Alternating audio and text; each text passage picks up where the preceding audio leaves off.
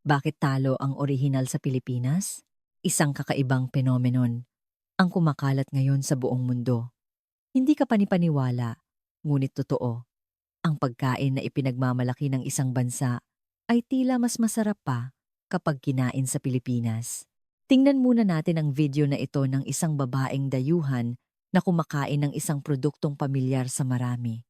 Susubukan ko ang egg sandwich ng 7-Eleven. Hindi ko alam kung ano ang laman nito, pero sabi nila, napaka-creamy daw. Sa itsura pa lang, mukhang napaka-creamy nga ng itlog. Bibigyan ko ito ng 10 out of 10. Ang sandwich, isang pagkaing nagmula sa kanluran, ay nakakuha ng perpektong score sa isang convenience store sa Pilipinas. Sa katunayan, sunod-sunod ang mga papuri mula sa mga dayuhang bumibisita sa bansa. Ito ang katotohanan. Sa sandaling matikman nila sa Pilipinas, ang pagkaing simbolo ng kanilang kultura, napipilitan silang aminin na mas masarap ang bersyon dito. Para sa kanila, ang orihinal ang siyang pinakamahusay. Hindi madaling tanggapin na mas mahusay ang bersyon ng Pilipinas. Ngunit sa hindi maipaliwanag na dahilan, kahit iba-iba ang kanilang lahi, edad at layunin sa paglalakbay, iisa ang kanilang sinasabi, mas masarap sa Pilipinas. Naging usap-usapan ito sa social media.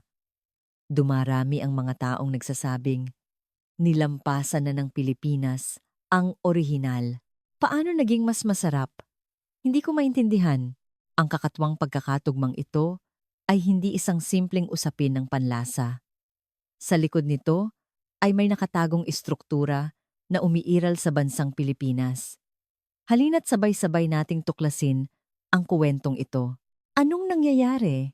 Bakit natatalo ang orihinal na pagkain sa Pilipinas? Ang ganitong pagkalito at pagkamangha ay bumaha sa social media sa buong mundo. Nagsimula ang lahat sa isang simpleng post ng isang Amerikano. Sa totoo lang, mas masarap ang pancake na kinain ko sa Pilipinas kaysa sa Amerika. Ang mga salitang iyon ang nagsilbing mitsa. Sunod-sunod na lumabas ang mga katulad na post mula sa iba't ibang panig ng mundo. Bakit mas malambot at mas mayaman ang lasa ng ensaymada sa Maynila kaysa sa brioche ng Espanya? Mas mataas ang average quality ng French cuisine sa Manila. Indian ako, pero grabe ang pagkaperpekto ng chicken curry ng Pilipinas. Magagalit ang mga kaibigan kong Italyano, pero daya ang sarap ng pizza sa Pilipinas. Bakit ang kalidad ng pagkain sa isang first-class restaurant sa China makikita sa isang ordinaryong kainan sa Binondo? Walang sino man ang nag-usap. Ngunit iisa lang ang kanilang pagkakatulad. Kumain sila sa Pilipinas. At lahat sila ay sumang-ayon na mas masarap ang pagkain doon kaysa sa kanilang sariling bayan. Ang kakaibang pangyayaring ito ay nagbunsod ng mainit na debate sa iba't ibang bansa. Pagtanggi, pagkamangha, pagsang-ayon, galit naghalo-halo ang mga emosyon. Ngunit ang mga simpleng salita mula sa anim na dayuhan ay nagturo sa isang katotohanan. May mga pagkakataong nilalampasan ng lutuing Pilipino ang orihinal. Isang Amerikanong lalaki na kararating lang mula sa Maynila ang nag-post ng isang litrato sa social media. Isang makapal na pancake na malambot at tila gumagalaw at isang hamburger na perpekto ang pagkakaayos ng mga sangkap na parang kinuha mula sa isang magazine. May kasama itong maikling caption, "To be honest, it was better in the Philippines." Dahil lang doon, umapoy ang comment section. Isang Amerikano ang umamin ng pagkatalo sa pancake. Pero pagdating sa hamburger, syempre, panalo ang Amerika. Hindi. Tingnan ninyo ang litrato. Halatang mas mataas ang kalidad. Naku-curious tuloy ako kung gaano kasarap talaga yan. Habang umiinit ang debate, nagsimula siyang ikuwento ang kanyang karanasan. Ikalawang araw niya sa Maynila, sa isang coffee shop sa Bonifacio Global City, BGC, natikman niya ang pancake na nagsimula ng lahat. Pagkaupo pa lang niya, naamoy na niya ang matamis at mabangong aroma. Nang ilapag sa kanyang mesa, nakita niya ang dalawang makakapal na pancake na magkapatong. Pino ang ibabaw nito, at nang dampian ng kutsara, bahagya itong umuuga. Imposible. Hindi ito pancake, parang ulap ito. Nag-aalinlangan niyang hiniwa ito.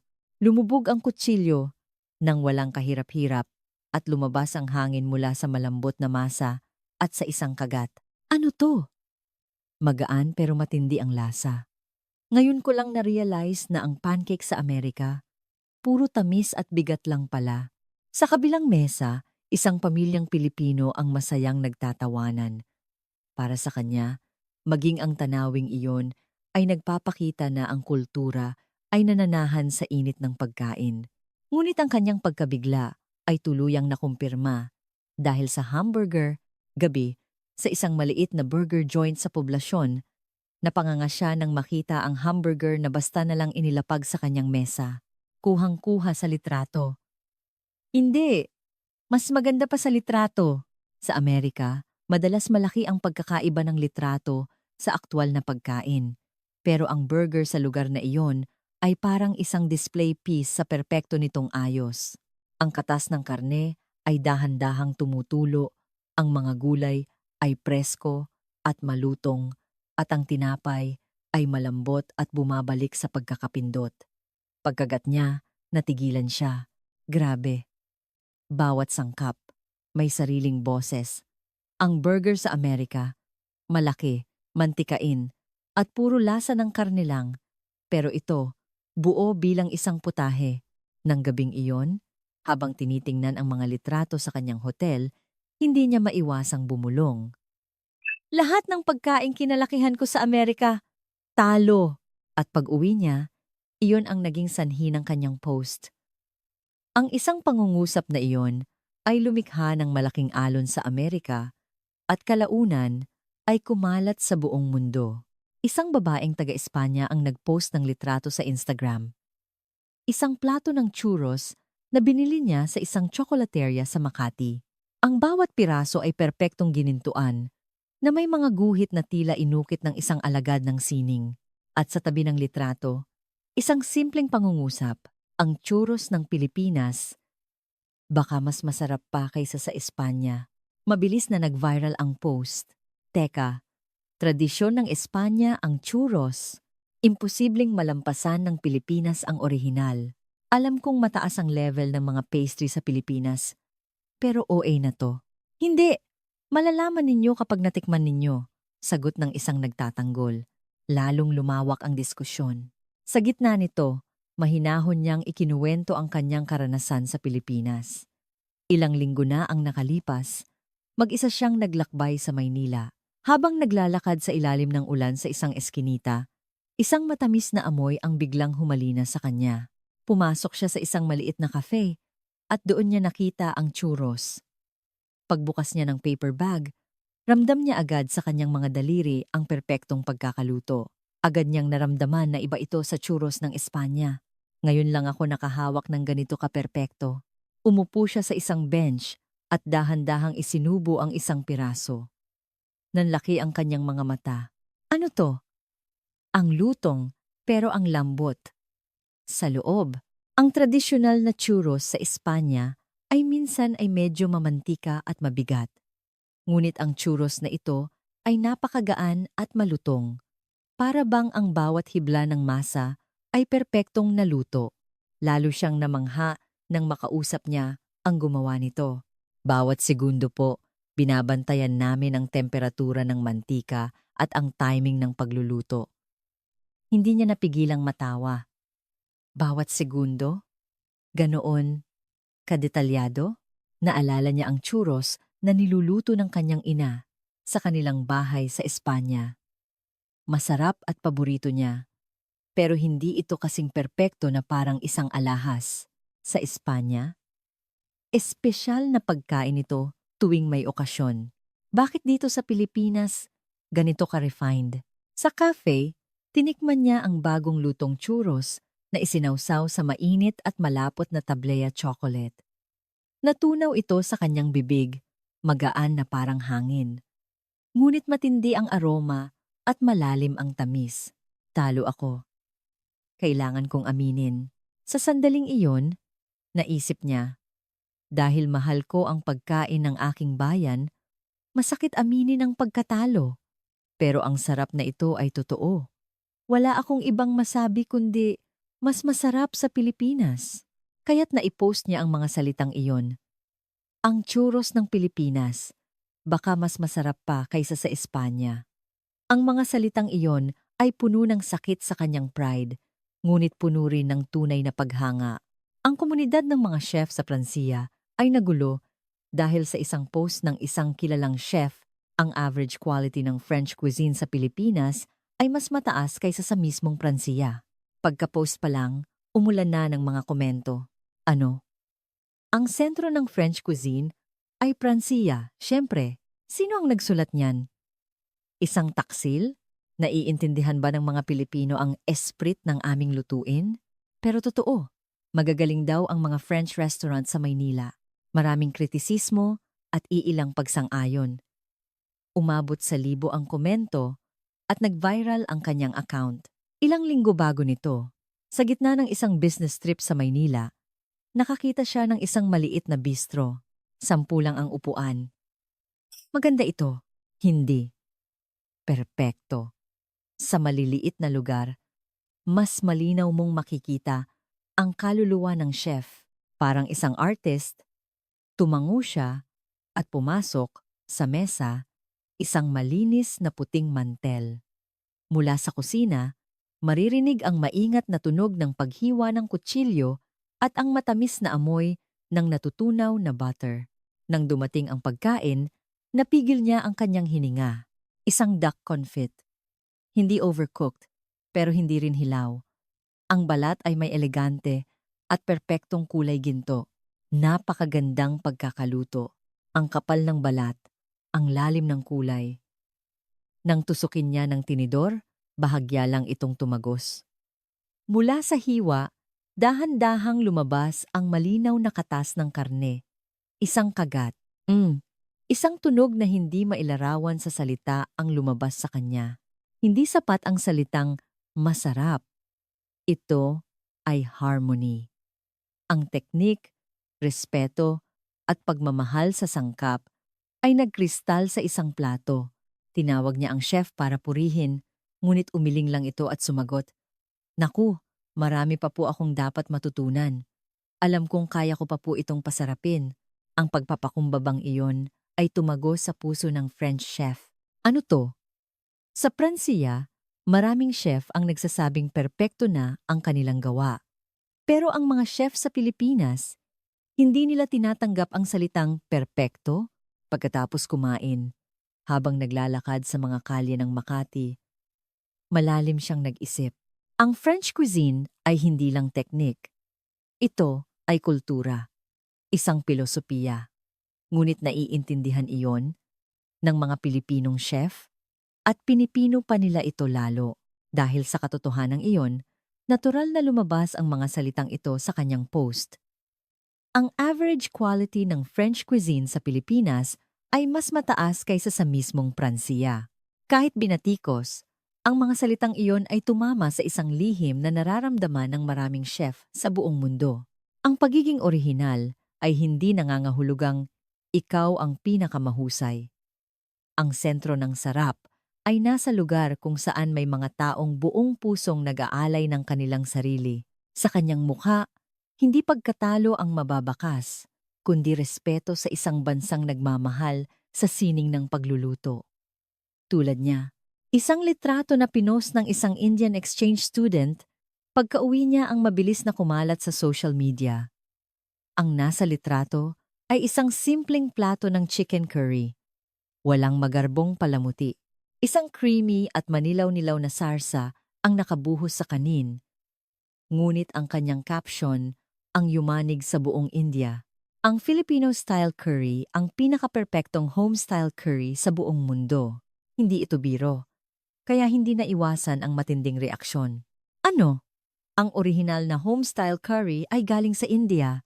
Ang curry ng Pilipinas ay iba na. Hindi na yan curry, pero totoo. Masarap daw talaga ang curry nila.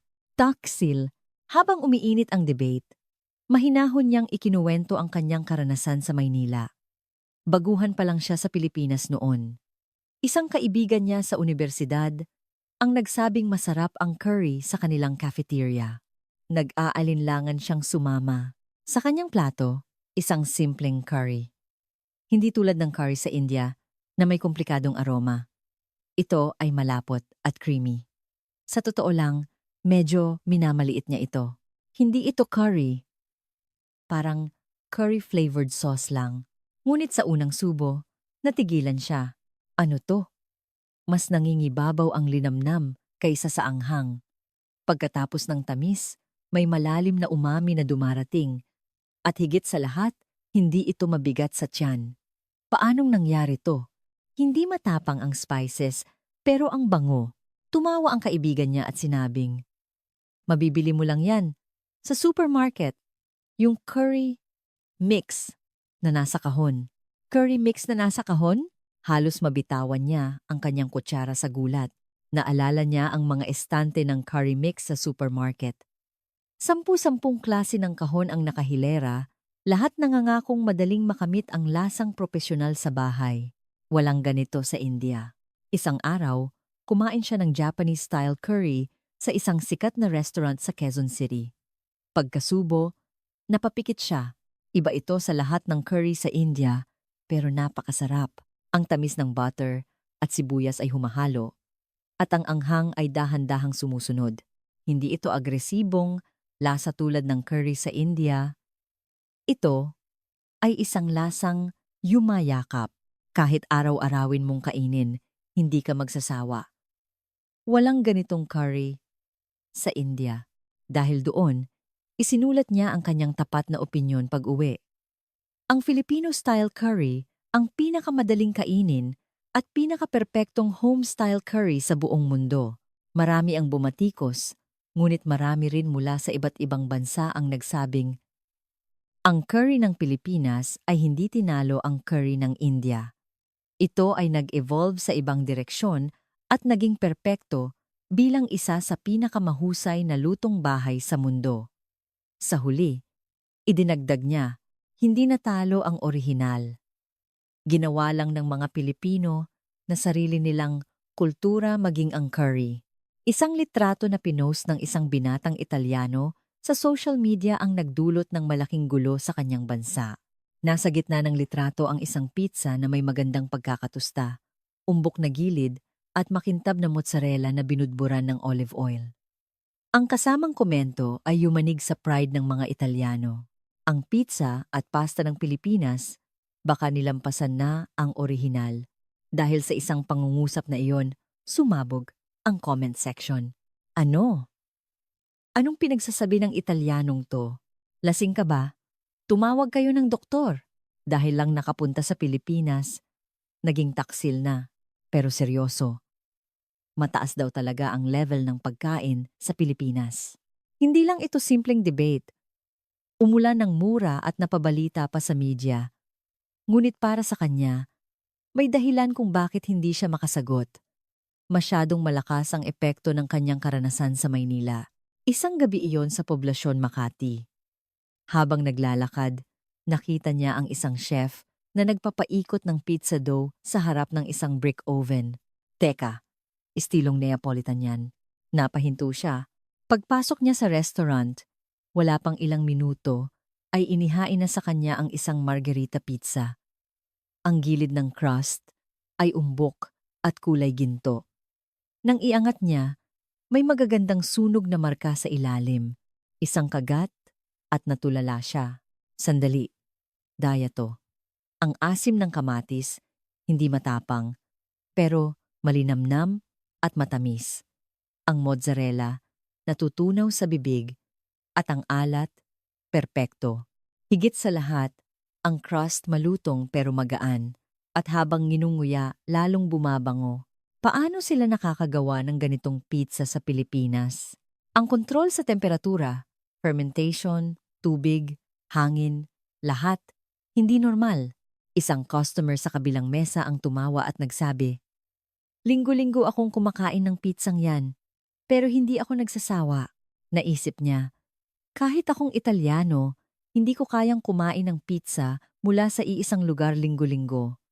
Sa sandaling iyon, sa isang sulok ng kanyang puso, Tinanggap niya ang pagkatalo at lalo pa siyang nasindak sa pasta.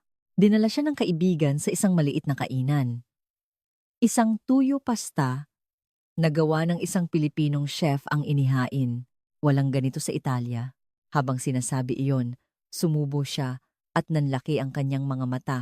Ano to? Ang alat, umami, at aroma ng dagat. Ganito pala kabagay sa pasta. Sa Italia, walang kulturang ihalo ang tuyo sa pasta. Ngunit ang bersyon na ito ay may perpektong harmoniya. Hindi masama. Hindi, hindi lang hindi masama, napakasarap. Sunod na dumating ang isang creamy alige crab fat pasta. Ang aroma ng dagat at linamnam ng butter ay nagsama, at bawat subo ay nagiiwan ng malalim na lasa. Hindi niya napigilang sumigaw. Daya to. Sobrang sarap. Kung may ganito sa Italia, pipila ang mga tao. Ang mga customer sa paligid ay ngumiti, at ang chef sa kusina ay nahihiyang yumuko. Pag-uwi niya, iyon ang ipinost niya. Ang pizza at pasta ng Pilipinas, baka nilampasan na ang orihinal. Hindi natalo ang orihinal, sadyang sinuri at pinino ng mga Pilipino ang esensya ng sarap. Ipinagmamalaki ng Italia ang dalawang pagkaing ito sa mundo, pero itinaas ito ng Pilipinas sa ibang antas ng pagiging perpekto. Sa likod ng kanyang masayang ngiti, buong puso niyang tinanggap ang pagkatalo. Sa social media ng China, isang post ng isang lalaki ang nagdulot ng matinding debate. Ang nasa litrato ay isang perpektong sweet and sour pork na kumikinang sa sarsa. Mukhang malutong at naamoy mo na ang bango. Ang kasamang caption ay napaka-provokatibo.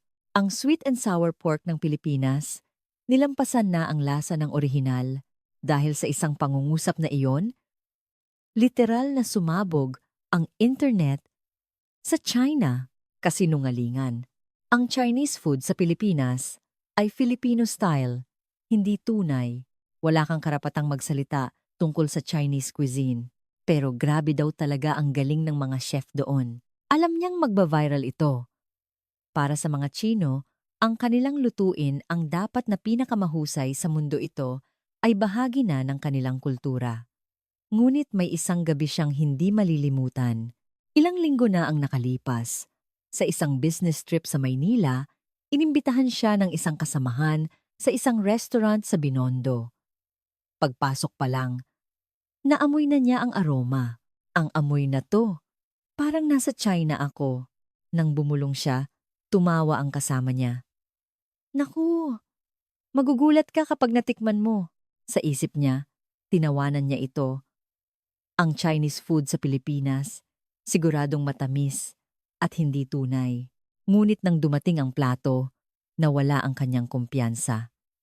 Bawat piraso ng baboy ay kumikinang sa ilaw, at ang amoy ng perpektong timpla ng suka at asukal ay nangingibabaw. Teka, ang amoy na to, seryosong luto to. Kumuha siya ng isang piraso. Sa sandaling iyon, isang perpektong lutong ang bumalot sa kanyang dila. Wow, malutong, pero malinamnam. Sumabog ang tamis at asim, sinundan ng malalim na lasa ng baboy, at ang bawat piraso ay nananatiling malutong sa kabila ng sarsa. Ano to?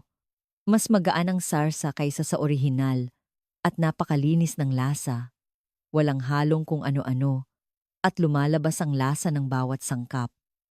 Mas refined pa kaysa sa sweet and sour pork ng isang first-class restaurant sa China. Ang kanyang pride ay pilit na lumalaban. Hindi. Inadjust lang ito para sa panlasang Pilipino. Hindi ito ang orihinal, pero hindi tumitigil ang kanyang kamay. Ang chopsticks niya ay kusa ng gumagalaw. Tumawa ang kasama niya at nagtanong, "Oh, masarap, di ba? Aminin mo na." Pilit siyang umiwas ng tingin at sumagot ng nanginginig, malapit sa orihinal. Hanggang doon lang ang kaya ng kanyang pride. Ngunit pagkaubos ng plato, tahimik niyang natanto, talo ako. Ito pala ang pakiramdam ng matalo. Pag-uwi, Hinarap niya ang kanyang computer. Pagkatapos ng mahabang katahimikan, nanginginig niyang tinipa ang mga salita. Ang sweet and sour pork sa Pilipinas ay nilampasan na ang orihinal. Pagka-send, napasabunot siya sa sarili. Nasabi ko na. Pero sobrang sarap talaga noon. Na, ang bulong na iyon ay walang nakarinig at dahan-dahang naglaho sa dilim ng kanyang silid. Ang nakapagtataka, sa dulo ng mga post ng 6 na dayuhan mula sa Amerika, Espanya, Pransiya, India, Italia at China, iisa ang palaging lumalabas, ang pagkain sa convenience store ng Pilipinas. Hindi sila magkakakilala. Iba-iba ang lugar na kanilang pinuntahan. Pero sa mga unang litratong ipinost nila pagka-uwi, laging may produkto mula sa convenience store. Ang Amerikano ay nag-post ng isang egg sandwich na siksik sa palaman. Ang hiwa ay makinis na parang cream. Sa isang convenience store? Ganito ang kalidad? Imposible yan sa Amerika. Mabilis itong kumalat at ginulat ang mga user sa Amerika. Ang Espanyola ay kumuha ng litrato ng brewed coffee mula sa machine. Ang lasang ito, hindi ka panipaniwalang nasa 30 piso lang. Nagulat ang mga dayuhan. May brewed coffee sa convenience store? Ibang klase talaga ang convenience store sa Pilipinas. Ang Indian student ay nag-post ng simpleng siopaw. Masyadong bastos. Kung sasabihin kong merienda lang to, masyadong mataas ang kalidad ng lasa. Nagtaka ang mga kaibigan niya sa India. Totoo bang nabibili lang yan sa convenience store? Nakakatakot ang galing ng Pilipinas. Ang Italyano ay nag-post ng litrato ng dessert section. Leche flan, roll cake, cheesecake, lahat parang galing sa isang patisserie. Mas mataas pa yata ang kalidad kaysa sa mga cafe sa Italia. Nagulat ang kanyang mga kababayan. Imposible! Hindi kami matatalo ng isang convenience store. Pero mukha ngang masarap sa litrato. Ang Chino ay nag-post ng litrato ng isang mainit at malambot na siomai. Magagalit sila kung sasabihin kong mas masarap pa ito sa mga street food sa China, pero sa totoo lang, nagulo ang social media sa China. Gaano kalakas ang convenience store sa Pilipinas? Ayokong maniwala na natalo tayo sa siomai. Ang mga post ng 6 na tao, kahit iba-iba ang lahi at kultura, ay umabot sa iisang conclusion. Sa Pilipinas, maging ang convenience store ay lumalampas sa inaasahang pamantayan ng sarap. Ang lahat ng kanilang pagkamangha sa iba't ibang pagkain ay tahimik na nagtagpo sa iisang punto. Habang kumakalat ang mga post ng 6 na dayuhan, ang mga ordinaryong user na ang nagsimulang mag-analisa sa sikreto ng pagkain sa Pilipinas. Unang napansin ang quality control sa Pilipinas. Sinusukat ang kalidad ng mga produkto sa lasa. Ang sarap mismo ang nagtatakda ng presyo, hindi ang bigat o itsura. Kaya pala ganoon katamis ang mga prutas nila. Sumunod na naging usapan ang kalinisan. Una sa lahat, malinis ang mga lugar. Sobrang maingat ang paghawak nila sa mga sangkap. Ang mataas na pamantayan sa kalinisan ay nagreresulta sa consistent na lasa at higit sa lahat, ang puso sa pag-aaral. Pinag-aaralan ng mga Pilipino ng husto ang mga bagong lutuin. Hindi lang ito basta panggagaya. Sinusubukan nilang intindihin ang pinaka-esensya nito. Kaya may mga unique na evolution tulad ng Filipino-style curry. Sa huli, isang konsepto ang natira na sumisimbolo sa kultura ng pagkain sa Pilipinas. Ang taas ng average. Wala pa akong narinig na bansa kung saan masarap kahit sa ang ordinaryong kainan. Pancake, pizza, o Chinese food, bihira kang mapunta sa isang lugar na hindi masarap. Kung ganito ang level sa convenience store, paano pa kaya sa iba? Mga taong may iba't ibang pananaw at karanasan, ngunit sa huli, iisa ang kanilang conclusion. Ang sarap ng pagkain sa Pilipinas ay hindi nakasalalay sa pagiging magarbong, kundi sa pagiging seryoso sa pang-araw-araw na pagkain.